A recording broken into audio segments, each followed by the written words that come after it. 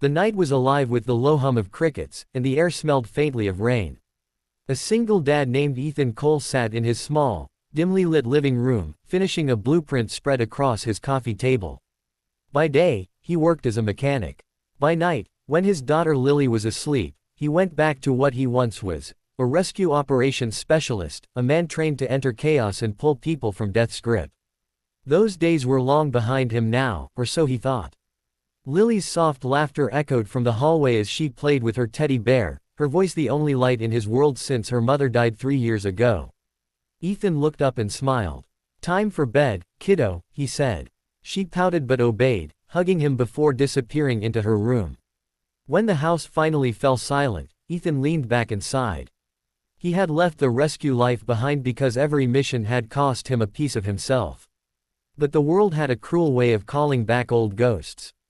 Across town, in the same city wrapped in neon glow and drifting fog, a woman named Vanessa Gray was closing her office for the night.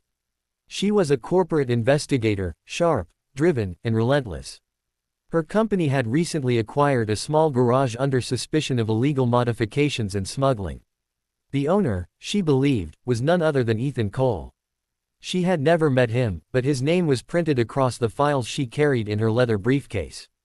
Tonight, she would finalize her report to have his business investigated and potentially shut down. She didn't know the man behind the name. She didn't know about Lily. As the clock ticked past midnight, lightning streaked the sky.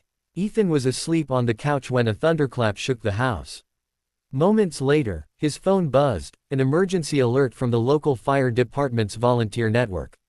A building was on fire just 2 blocks away. His instincts took over before his mind caught up. Within seconds, he was in his truck, racing toward the glow that lit up the clouds. The building was an old office complex, flames clawing at the windows like a living beast. Firefighters were just arriving, shouting orders and rolling out hoses. The chaos, the heat, the screams, it all came rushing back. Ethan had promised himself he'd never do this again. But then he heard it, a faint cry from one of the upper floors. He didn't wait. He grabbed a spare mask and jacket from his truck and ran toward the inferno. Inside, smoke curled like serpents, thick and blinding. He moved low, counting steps, listening for movement. The structure groaned around him, ready to collapse. Then, through the haze, he saw her, Vanessa, trapped behind a fallen beam, coughing violently. She was trying to crawl, one hand over her mouth, her eyes wide with panic. "Don't move," he shouted through the roar. Her vision blurred, but she saw a tall figure emerging from the smoke, his face half hidden under the mask. She didn't know who he was, but his voice carried authority, the kind that came from experience. He lifted the beam with sheer strength, grunting as the muscles in his arms trembled. She gasped for air, clutching his arm as he pulled her to her feet. "We have to go," he barked. I can't see." She coughed. "Follow my voice." They stumbled through the corridor as parts of the ceiling caved in. Every turn was a gamble. The heat pressed against them like a living force. When she stumbled, he lifted her, shielding her with his own body. They made it to a window, but the stairs had collapsed behind them. Below was a narrow alley, 15 feet down. "You trust me?" he asked. She nodded weakly, her face streaked with soot. He wrapped his arm around her waist, smashed the window with his elbow, and leapt. They crashed into a pile of trash bags. Below, the impact knocking the breath from their lungs. For a moment, they both lay still under the red glow of the fire trucks. Then she turned her head, gasping. "You saved me," she whispered. He pulled off his mask, revealing a face lined with fatigue and resolve. "You're lucky," he said, breathing hard. That place was seconds from collapsing. When the paramedics rushed over, Vanessa was taken for oxygen, and Ethan slipped away into the shadows. He didn't want attention. He just wanted to go home. The next morning, Vanessa woke up in a hospital bed, her throat raw from smoke. The nurse handed her a report. "Anonymous man rescued you. Name not recorded." She couldn't stop thinking about his eyes, haunted, but kind. She needed to find him. Meanwhile, Ethan returned to his shop, trying to pretend everything was normal. But his hands wouldn't stop shaking. Lily noticed. "Daddy, are you okay?"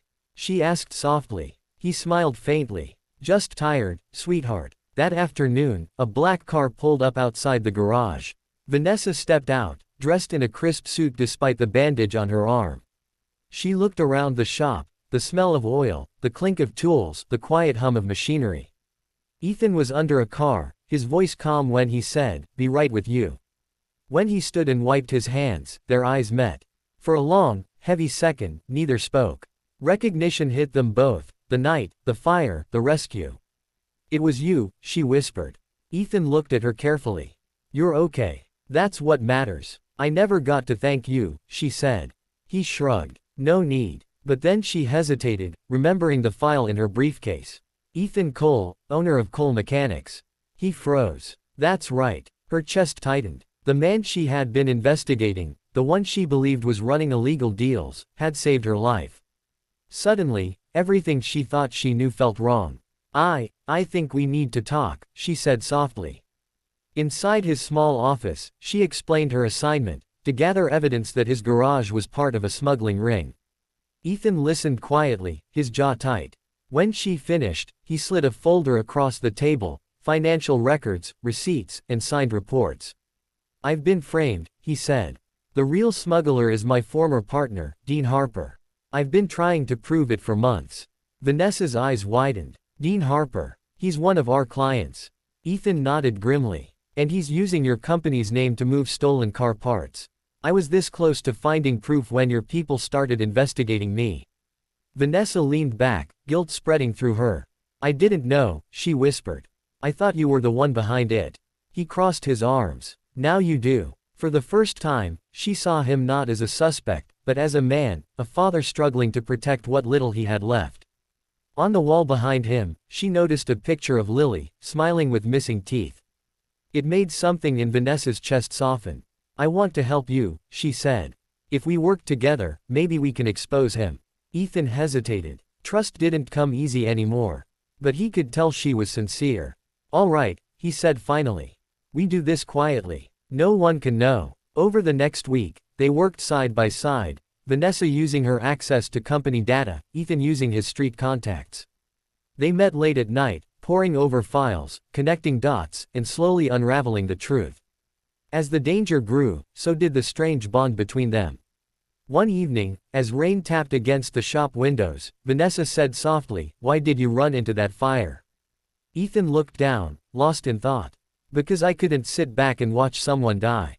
I've lost enough." Her eyes met his, filled with unspoken gratitude. "You didn't even know me." "I didn't need to," he said. "Saving people is the only thing I still know how to do right." They were close, closer than either expected. But their quiet alliance was about to shatter. Dean Harper discovered their investigation. That night, he sent men to burn down Ethan's shop, the same way he'd burned the office to destroy evidence. When Ethan returned home, the flames were already devouring everything. He grabbed Lily and ran out just as the roof collapsed. Vanessa arrived minutes later, horror etched across her face. "They found out," she gasped. "Dean knows everything." Ethan's fists clenched. "Then we finish this." With Vanessa's help, they broke into the company's secured database and downloaded proof, emails, transaction logs, payment records, all linking Dean to the smuggling ring. But as they tried to leave, Dean himself appeared, gun in hand. "You should have stayed out of this, Ethan," Dean sneered. "You and that corporate spy just ruined everything." Vanessa stepped forward. "You burned people alive, Dean. You tried to kill us." Dean laughed coldly. "Collateral damage." The tension cracked like thunder. Dean fired. Ethan dove forward, tackling him to the ground. The gun skidded across the floor. They struggled, trading blows, until Ethan slammed Dean's hand against the concrete, disarming him. Vanessa grabbed the weapon, pointing it at the man who'd nearly destroyed them both. "Don't," Ethan said, panting. "He's not worth it." Police sirens wailed in the distance. Dean was arrested minutes later, his empire collapsing overnight. Days passed. The news reported the story, a corporate scandal exposed by anonymous sources. Vanessa cleared Ethan's name, and the city hailed him as a quiet hero. His garage was gone, but something else had taken its place, a fragile, unexpected piece. One evening, as the sun dipped below the skyline, Vanessa visited Ethan and Lily in their new apartment. Lily ran to her with a hug, laughing. "Are you staying for dinner?" she asked innocently. Vanessa smiled. "If your dad doesn't mind." Ethan glanced at her, then at his daughter. I think we'd like that. As Lily disappeared into the kitchen, Vanessa turned to him. You saved me twice, she said softly. Once from the fire, and once from believing lies. He gave a faint smile. Guess we're even then. But as the night settled around them, both knew something deeper had sparked between the ashes, something that neither of them expected. Two souls who had once stood on opposite sides of a war now shared the quiet warmth of a second chance. And though Ethan had sworn he'd never go back to the man he once was, he realized that sometimes, being a hero wasn't about running into flames. It was about letting someone else into your life after the smoke cleared. The city lights shimmered beyond the window, and for the first time in years, Ethan Cole allowed himself to breathe, not as a rescuer, not as a fighter, but as a father who had finally found hope again.